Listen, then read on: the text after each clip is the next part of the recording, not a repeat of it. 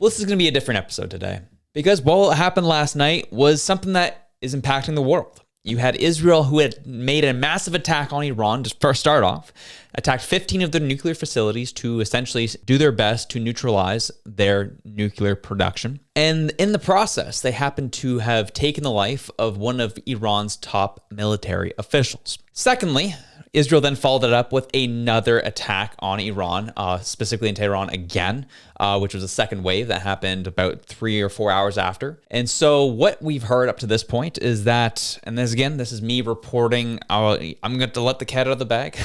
I'm reporting this at approximately midnight Eastern time, and we will see what happens throughout the night and what you wake up to tomorrow morning. You may wonder, why, Josh, are you starting off the show with an international news headline? Well, because the issue between Israel and Iran has global consequences. It has consequences on what the United States is going to respond with, has consequences on what NATO responds with, and guess what?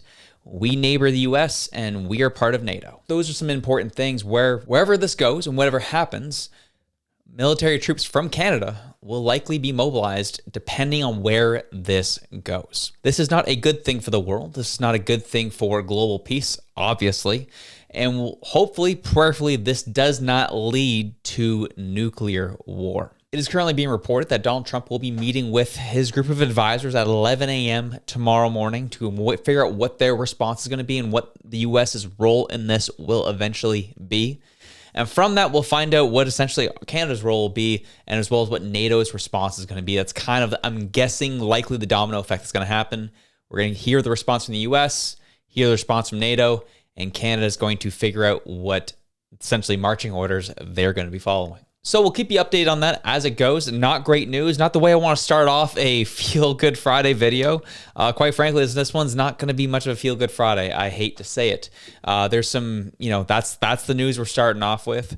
There's going to be one other extra story we're going to be talking about here, which happened in the House of Commons yesterday, which honestly, quite frankly, frustrated me a lot, and we will get into all of that. But welcome to the Elevate Podcast. I'm your host, Josh. I'm grateful to be back on with you once again. If you get any value from the show, please take the chance to like, share, and subscribe. It really helps us to grow, helps us get to new audiences, and really brings another point of view to the conversation that the mainstream media does not offer. Now, let's get into our second story of the day. So as you know, GC Strategies has been banned for about 7 years to apply for any government contracts moving forward after their debacle of how many millions of dollars they've stolen from Canadian taxpayers. And that was the criticism that myself and Reg had, if you were watching our live stream a couple of days ago, that there was a lot of celebration from the Conservatives about how GC Strategies, we got them, we figured them out, 7 years, not allowed to apply for government contracts, blah, blah, blah, blah, blah. And we're just like, cool.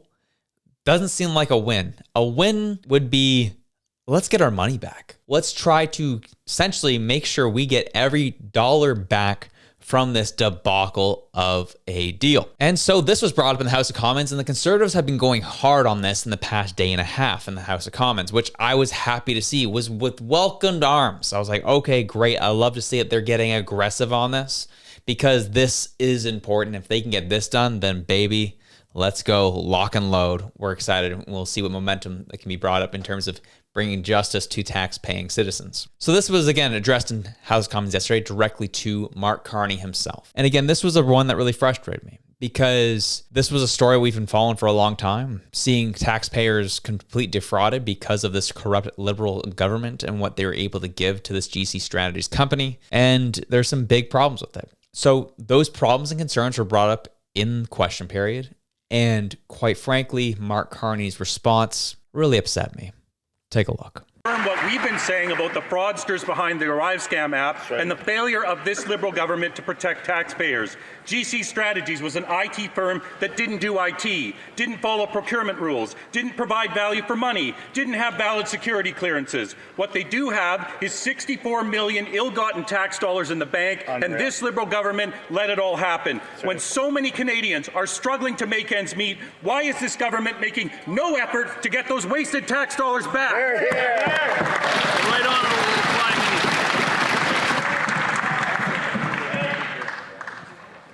Mr. Speaker, I think it's important to follow details, including Important details, such as there was just an election.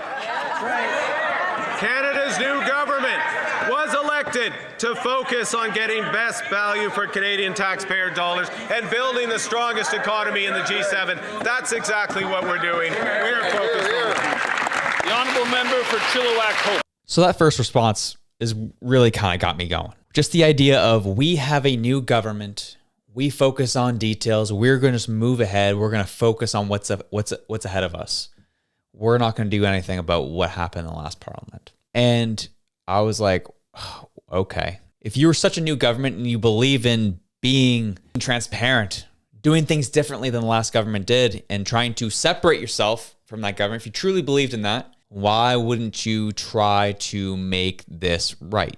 Could it be the fact that you were a part of the whole thing? The second half to this, the Conservative MP turns on the heat a little bit more, and baby, Mark Carney's answers only get more arrogant. They're not holding GC strategies accountable. They're letting them keep the cash. The Auditor General confirmed that current Liberal ministers failed Canadians in this matter. They failed to protect tax dollars. They failed to check the qualifications of those doing the work. In half the contracts, they failed to even verify that work was done. Unbelievably, the Trudeau ministers responsible for ArriveSCAM got promoted and have now been put in charge of critical Canada-US foreign affairs and jobs files. Why did the Prime Minister reward these failed Trudeau Liberals instead of holding them accountable for their incompetence? The right honourable Prime Minister. Mr. Speaker, this government, Canada's new government, is focused on best value for taxpayers' dollars. Yes. We are running a process to review our program. We are running a process to focus on results for Canadians, not dollars in. We are running a process to integrate technology. We are running a process to get best value for the largest increase in defence spending in precedent, making up for the failures of the members opposite. Well done. The audacity of that answer, especially the last line. We'll make sure to get the best value to make up for the mistakes of the members opposite. The gaslighting was unbelievable. Quite frankly, frustrating and disgusting to watch. The Conservatives have not been in power for 10 years. He just pulled one of the biggest Justin Trudeau moves I've ever seen. The only thing he didn't do was mention Stephen Harper's name, but literally pointed the finger across the aisle saying, we're going to make up for their mistakes. Last I checked, the Conservatives, no Conservative MP has been in any way, shape, or form responsible for any decisions made about this country over the past 10 years.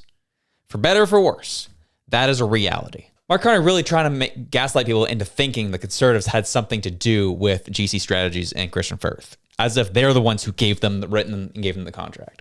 Pretty sure, as the member stated there, that a plethora of the Liberal ministers who were part of the last parliament who oversaw GC Strategies and many contracts like it were brought back by Mark Carney. And the fact that they're not even so much as trying to even, if you really care about best value, really care about the Canadian tax dollars, if you really do care about it, considering you're trying to put forward a $500 billion spending bill to screw us over 6 ways to Sunday, you think you'd put some effort forward on this. But no, you're going to laugh, you're going to point fingers, you're going to make a mockery of the whole situation. And my friend, we will not be seeing that money. I'm glad to see the Conservative members putting some heat on this and trying to bring some light of day to this, because this is a real issue that needs to be talked about and needs to be addressed. And I'm happy they're doing it. This is a thing I'm glad they're hitting on, because this is, I think, important. There are some things that the Conservatives tend to get involved with. I'm like, there's no real win on this. It's not really a net win, net positive. This one, if they can actually figure out a way to put the pressure on the Liberals to get that money back, that would be a win, especially in this fraudulent scandal. But that's what really frustrated me, was because seeing all this money disappear to these essentially fraudsters, and Mark Carney just arrogantly saying, looking up at the sky, we're looking for the best value for Canadians. Get out of my face. And we're going to make up for the mistakes that the members opposite have made. What are we even doing here, man?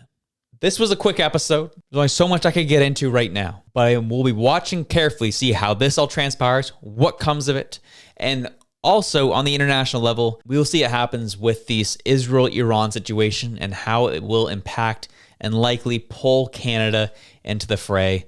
Hopefully, cooler heads will prevail, but we are also anticipating the worst to happen as well. Hope for the best, anticipate the worst. But anyways, Enjoy your Friday. Have yourselves a good one. I'm out.